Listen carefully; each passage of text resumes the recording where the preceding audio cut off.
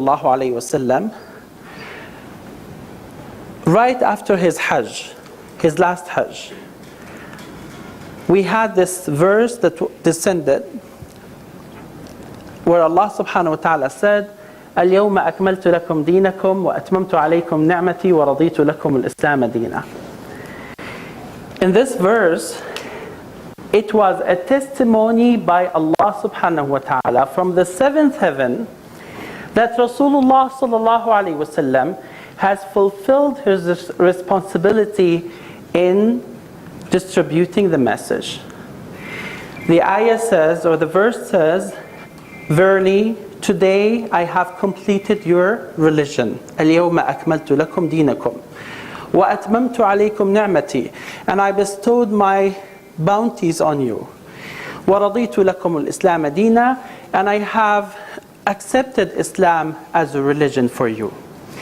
This ayah shows that Rasulullah sallallahu alayhi wasallam has fulfilled the responsibility that he was afraid and scared from at the day when Jibreel alayhi salam was first descended on him. So it was a testimony from Allah subhanahu wa ta'ala. It was a witness from Allah subhanahu wa ta'ala that, O Muhammad, you did what you were supposed to do. And that by itself was so significant to him sallallahu alayhi wasallam that he saw indeed that he did what he was supposed to do, and that's among the reasons of satisfaction of him sallallahu alayhi wasallam. Now back to the hadith, when we see that Rasulullah sallallahu alayhi wasallam gave this a smile, he saw his people in a condition that really deserves, or that really makes him very happy. Now let's try to think about this type of a shape that the Rasul sallallahu alayhi wasallam saw his companion in. He sallallahu alayhi wasallam saw his companions in what shape? Doing a prayer, a congregational prayer. Now we know that prayer in Islam is the most important act of worship that a Muslim should do on a daily basis. And as we know that the main difference between a Muslim and non-Muslim is this prayer. To the extent that Umar ibn al-Khattab radiallahu anhu has said once, لا حظ في الإسلام لمن ترك الصلاة, that there is no room in Islam for any person who does not pray. There's no room in Islam for any person who does not pray. This is indeed the most important thing or act of worship that we do in our life as Muslims. Now Rasulullah sallallahu alaihi wasallam, when he was sick, when he was not able to monitor his companion or to be with them, yet when the curtain was removed, he saw the people, or he saw his companion doing the very important act of worship that he has been always reminding his people to do, which is salah. So that's where, I mean, people may think or may imagine that perhaps in another scenario, when people have the option not to pray, they won't pray. Because if the prayer were something that they were doing only to please their leader, now when the leader is not with them, why would they do it? But the fact that they all came to pray, even when Rasulullah ﷺ was sick and was at home, just reflects how much they had this, or how much this prayer values in their hearts. And that's what Rasulullah ﷺ was very pleased to see, that his companions have considered this prayer as something as a mandatory thing that they would do regardless whether Rasulullah ﷺ is with them or is not. Now the second thing that you perhaps may imagine is that when Rasulullah ﷺ saw them, he saw them all in one congregational prayer. And now having this congregational prayer and being united and being all in one group, being all doing the same act of worship, all in the same lines, no one is different, no division, nothing of that sort. This unity by itself, when the leader is not there, is so important to him, sallallahu alaihi wasallam. And indeed he saw it. He saw it by his own eyes, because he has been sick for a couple of days. And when he saw that the companions were all together on one heart, all in one group, all doing the congregational prayer, he sallallahu alaihi wasallam was so pleased.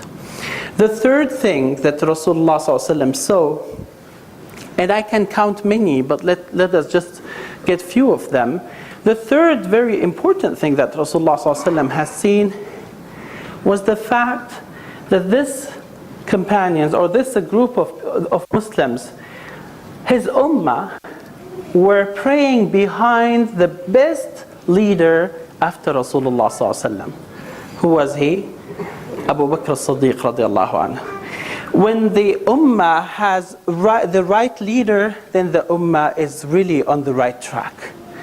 And when the ummah has no leader, then no one can imagine what the sequences would be.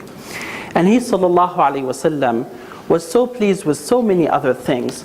But perhaps those three things are so important for us now to reflect on, because actually we are lacking, or we're missing, those very three points that Rasulullah ﷺ was so pleased with before his death. Salah, or being so committed to your salah, to your prayer, being in one ummah, no division, no segregation, we're all together, and then being or following the best leader that is there. SubhanAllah, brothers and sisters, we talk about Rasulullah sallallahu alaihi wasallam, and we see that how Rasulullah sallallahu alaihi wasallam was satisfied to see the fruit of his act, to see the fruit of his great effort, of his hard work that he spent in his life, and to see this ummah all united, to see this ummah all knowing what they have to do, and to see this ummah being led by the great person, by the right person, when Rasulullah ﷺ was sick.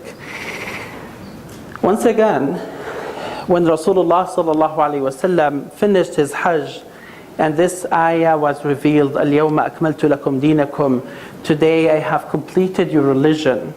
Rasulullah ﷺ was satisfied that Allah subhanahu wa ta'ala himself has given him this assurance that, oh Muhammad, you've done your job.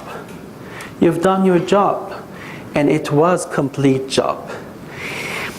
Now, to live more with this, let's just see how Rasulullah ﷺ has achieved what he did achieve. And that's actually the important thing that we have to really reflect upon. I mean, we saw results, and we would like to know how those results have happened. How did he sallallahu alaihi wasallam achieve those results when he sallallahu alaihi wasallam only lived with his companions for how long? Can anyone remind me? In Mecca, he lived with them for how long? In Medina? Sorry? 13 years in Medina. 13 in Makkah. 13 in Mecca, 10 in Medina. In total? 23. 23. Almost 23, 24. Now, those years, if you think about them, there are very few in order to build this community, in order to build this ummah, in order to build this Islamic state that Rasulullah ﷺ has managed to do. And in order actually to achieve the results, that to the extent that Allah subhanahu wa ta'ala himself will give him this shahada, or will give him this ayah or assurance that he indeed finished his duties and he completed his job. Let's just remember in a very quick way the life of Rasulullah sallallahu alaihi wasallam since that moment when he sallallahu alaihi wasallam received the revelation. He sallallahu alaihi wasallam was